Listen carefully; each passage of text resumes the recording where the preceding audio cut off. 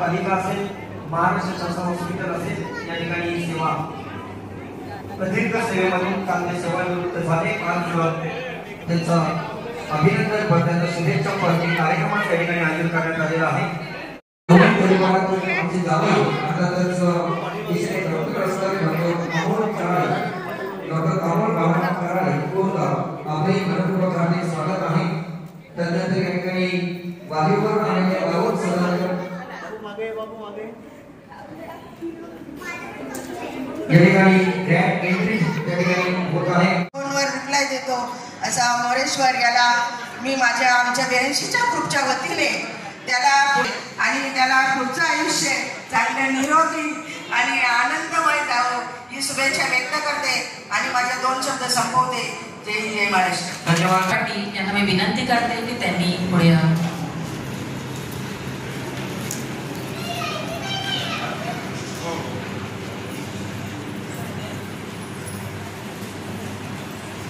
आजी तर त्यालाही सुशील अशी मोठी माहिती मिळाली. माझ्या सर्व काकांना माझ्या आशीर्वाद आमच्या सदैव पाठीशी राहतो.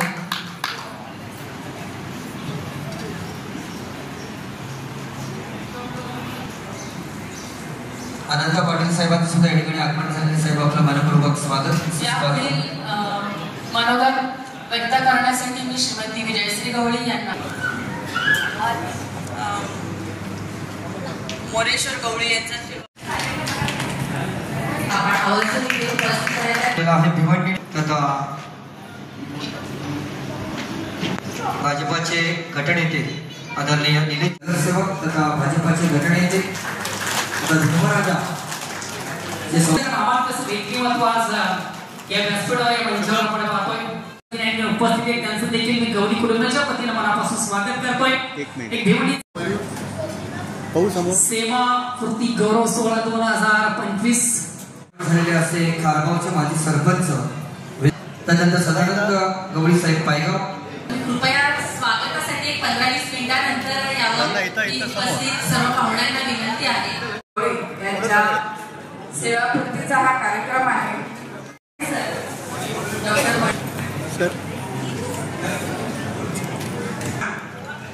आमच्या डॉक्टर प्रयत्न केला त्या कार्यक्रमाच्या लागू नये हीच परमेश्वर मी प्रार्थना करतो. जेवल्याशिवाय जाऊ नये. कवितेच्या माध्यमातून या ठिकाणी आपले महाराज महत्वाकांक्षा या गुणांच्या जोरावर परिस्थितीवर मात्र स्नेहाचा आमंत्रण स्वीकारून या ठिकाणी उपस्थित मी झालो निवांत ती झाली आता माझ्यावर आली. कारण माझ्या परिवारासाठी होणारी ती आता थकू लागली. माझ्यासाठी माझ्या परिवार निवृत्त मी झालो. निवृत्त पप्पा झाले, निवांत मम्मी झाली. मुलांनो डॉक्टर शुभम डॉक्टर संयुक्ता आता तुमच्यावर आयुष्य देऊ अशी मी प्रार्थना करू. पाटील साहेब नवीन इथं खरं हा कुर्बानी कसा आणि कष्टाला होते कसे आमची बहीण कुमारी प्रियांका शोधत आवर्जून ते म्हणजे अंगलचा भक्त शिकला आणि यशस्वीला क्रिकेटचे एक उत्कृष्ट सचिन तेंडुलकरला सव्वा साडे राजेंद्र पाटीलांना एक मिनिट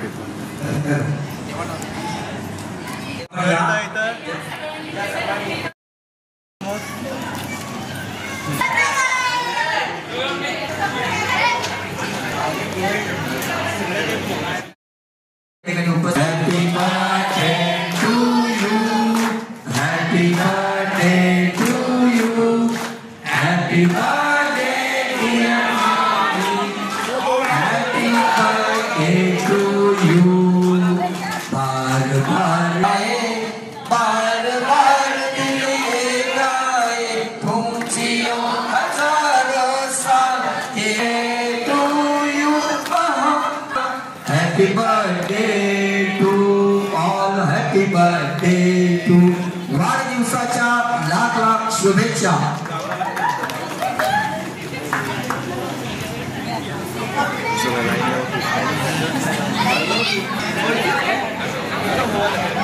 वाढदिवसाच्या सर्वांना लाख शुभेच्छा. मी विशेष आभार व्यक्त करतोय. एक मिनिट आंटी सब नाही नगर वगैरे सांगा चला.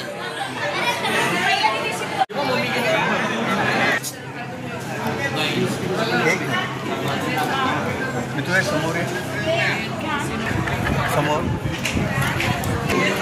आणखी इथं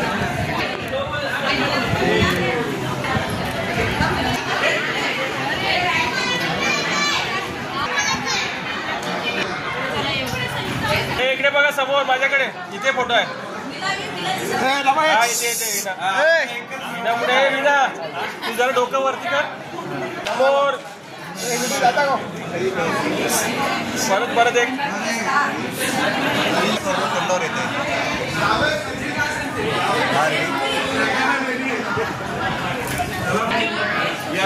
झाल्यावर सांगा. झाला आमच्या झाला.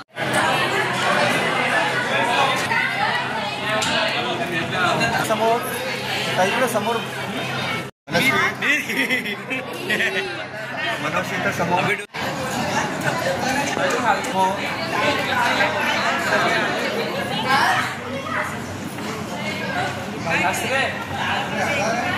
एक मिनिट आहे.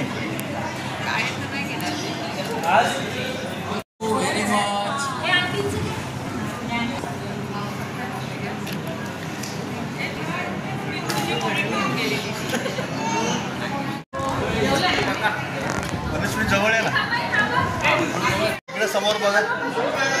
हा इथे समोर हे बघ बाबू ये बाबू इथं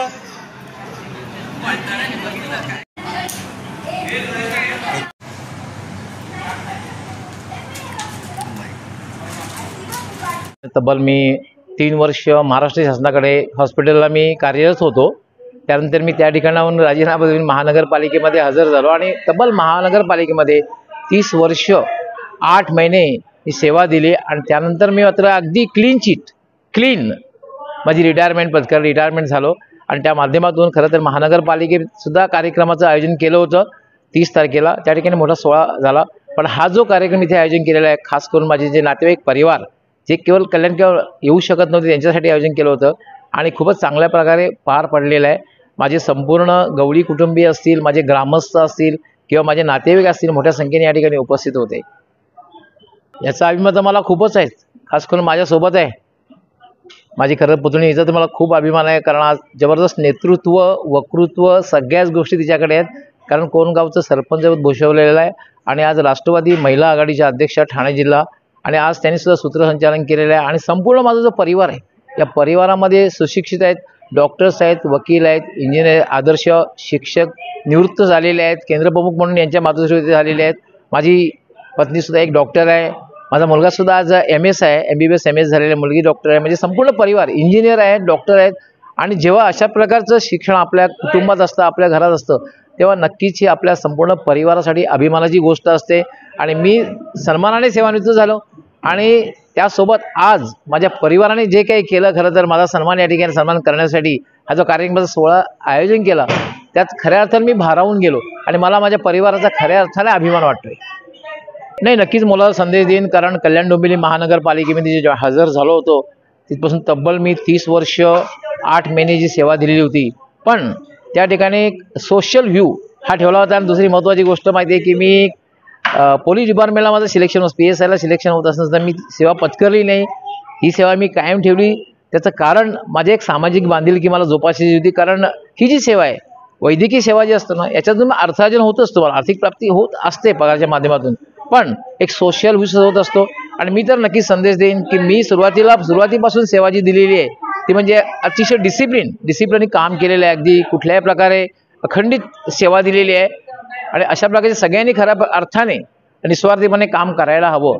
संपूर्ण महानगरपालिका असो, स्टेट गव्हर्नमेंट असो किंवा प्रायव्हेट सेक्टर असो, चांगल्या प्रकारे तुम्ही जेव्हा सेवा तुम्हाला जेव्हा मोबदला मिळतो ना त्याप्रमाणे तुम्ही आणि एक सामाजिक बांधिलकी तुम्ही जोपासणं फार गरजेचं आहे. केवळ एक नोकरी म्हणून नाही तर एक समाजाशी आपली ऋणानुबंध आहेत किंवा समाजाशी एक बांधिलकी आहे ते तुम्ही जोपासणं फार गरजेचं आहे निश्चित रूपाने. कारण आज जो कार्यक्रमाचं जे आयोजन केलं गेलं होतं यामध्ये खास करून माझ्या परिवाराचा मोठा वाटा, संपूर्ण गवळी परिवार असेल, माझे पायगाव गावचे ग्रामस्थ असतील, माझे जे काही नातेवाईक परिवार आहेत, जावई परिवार असतील किंवा माझे नातेवाईक इतर नातेवाईक परिवार संपूर्ण बरंच दुरून आलेले होते, ते मोठ्या संख्येने या ठिकाणी उपस्थित झाले आणि खूप चांगलं आयोजन झालं.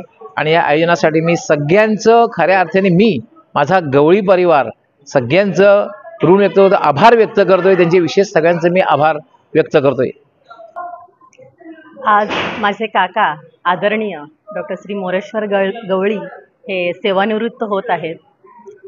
अतिशय जिद्दीने आणि अथक परिश्रम, वक्तशीरपणा आणि सकारात्मक दृष्टिकोन या गुणांमुळेच आज ते 30 वर्ष 8 महिन्याची वैद्यकीय विशेष म्हणेन मी की उल्लेखनीय, प्रशंसनीय, समर्पित वैद्यकीय सेवेतून आज ते निवृत्त होत आहेत. पण खरं तर मी त्यांना म्हणेन की आज तुम्ही इथेच थांबू नका. निवृत्ती म्हणजे तेच आयुष्य पुन्हा नव्याने नव्या पद्धतीने जगण्याची तुम्हाला मिळालेली एक सुवर्ण संधी आहे. आणि आज जेव्हापासून ते ह्या म्हणजे गव्हर्नमेंटच्या ह्याच्यामध्ये एक चिकित्सक अधिकारी, नेत्रचिकित्सक अधिकारी म्हणून लाभलेले आहेत. आमच्या पायगावजवळची जी 10-12 ग्रामीण आहेत गावं, त्या सर्व गावातल्या रुग्णांना उत्तम नेत्रसेवा देण्यामध्ये त्यांचं अतिशय मोलाचं काम आहे. म्हणजे मी म्हणेन की 90% आपल्या या अंजूर फाटा ते पायगावपर्यंत जी गावं आहेत त्या भागातल्या रुग्णांचे कॅटरॅक्टचे जे ऑपरेशन आहेत ते गव्हर्नमेंटमध्ये माझ्या काकांच्या सहकार्यामुळे, हातभारामुळे मोफत झालेले आहेत. आज त्या अनेक रुग्णांचे शुभ आशीर्वाद त्यांच्या पाठीशी आहेत. म्हणूनच आज ते त्यांची सेवा यशस्वीरित्या पूर्ण करू शकलेले आहेत. आणि तसेच त्याचबरोबर एक उत्तम समालोचक म्हणूनही त्यांचं आज ठाणे जिल्ह्यामध्ये त्यांचं नाव अभिमानाने घेतलेलं आहे. आज ते वैद्यकीय सेवेतून जरी निवृत्त होत असले तरी एक समालोचक म्हणून अजून प्रगतीपथावर आम्हाला त्यांना पाहायचं आहे. आणि आपल्या नॅशनल कुठेतरी असं आम्हाला एक गवळी कुटुंबियांना आणि एक मुलगी म्हणून मला असं वाटतं की नॅशनल लेवलला आपल्या क्रिकेटच्या IPL इतर ज्या मॅचेस होतात त्या मॅचेसचं समालोचन त्यांना करण्याची संधी मिळावी असा एक मिळेल हा विश्वास मी त्यांच्याबद्दल व्यक्त करते. आणि त्यांच्या पुढच्या भावी आयुष्यासाठी मनपूर्वक हार्दिक शुभेच्छा.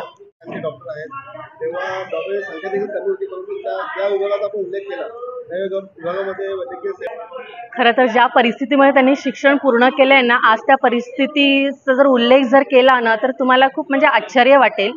पण मी एवढंच म्हणेन, मी माझ्या भाषणातही म्हणाली की परिस्थिती ही कधीच अडचण नसते. अडचण असते तुमची मनस्थिती. आणि मनस्थिती जर भक्कम असेल, तुमचा निर्धार जर भक्कम असेल तर कुठल्याही परिस्थितीवर मात करत तुम्ही तुमचं ध्येय गाठू शकता. हे आमचे काका, आमचे वडील यांनी सिद्ध करून दाखवलेलं आहे. म्हणजे शेती सोडून कुठलाही आर्थिक सोर्स ज्यावेळेस ते शिकत होते हे नसतानाही त्याही परिस्थितीमध्ये एक ध्येय होतं की शिक्षण घेऊन एक यशस्वी व्यक्तिमत्व व्हायचं आहे. आणि त्यासाठी त्यांनी कसोटीने अभ्यास केला, चांगल्या मार्काने, मी म्हणे प्रथम क्रमांकाने ते प्रत्येक कॉलेजमध्येच्या लेवलवर ते पास होत आले आणि एक यशस्वी नेत्रचिकित्सक अधिकारी म्हणून ते सेवानिवृत्त होत आहेत. सेवापूर्ती हा शब्द मला इथे चुकीचा वाटतोय, कारण ते प्रोफेशनली डॉक्टर आहेत. मला नाही वाटत डॉक्टर कधी रिटायर्ड होतात असं. ही सेवापूर्ती त्यांची होऊ शकत नाही. ही सेवा त्यांची अखंड निरंतर अशी चालत राहावं. आणि आता फक्त ते कुठल्या तरी जाचक अशा वेळेतून मुक्त झालेले आहे. जो सकाळी कामाला जायचं, संध्याकाळी यायचं, याच्यातून फक्त त्यांची सेवा समाप्ती झालेली आहे. परंतु डॉक्टर म्हणून त्यांची सेवा अशीच अखंड निरंतर राहो, त्याचा लाभ या समाजातील, आपल्या समाजातील जास्तीत जास्त लोकांना व्यवस्थित घेता यावं. पुढचं त्यांचं आयुष्य अतिशय निरोगी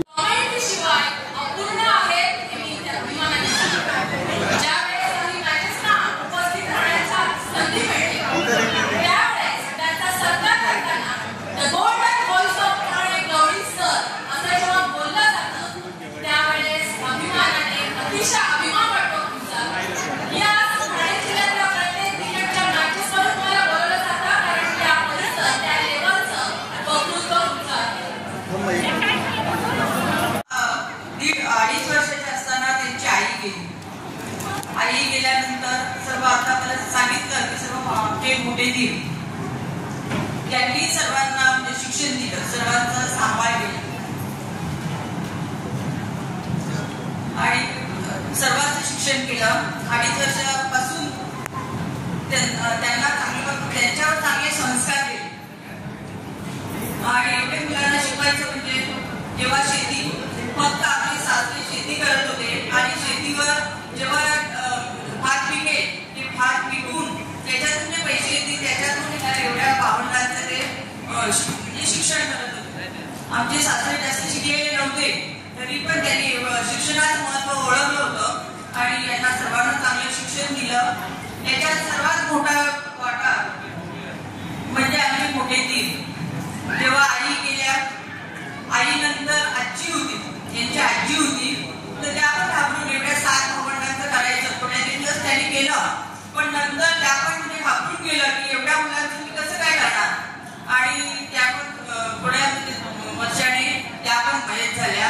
आणि त्याच्यानंतर आता आमचा मोठ्या भाऊ खंडू गवळे यांनी सांगितलं की आम्ही ITI ला गेलो, नोकरीसाठी ITI ला गेले आणि त्याच पिरियडमध्ये घरात करायला कोणीच नाही. आता करणार काय? आमच्या सासऱ्यांना बरेच लोक म्हणजे सल्ला द्यायची की तुम्ही दुसरं लग्न करा, पण आमच्या सासऱ्यांनी दुसरं लग्न केलं नाही. त्यावेळी आमची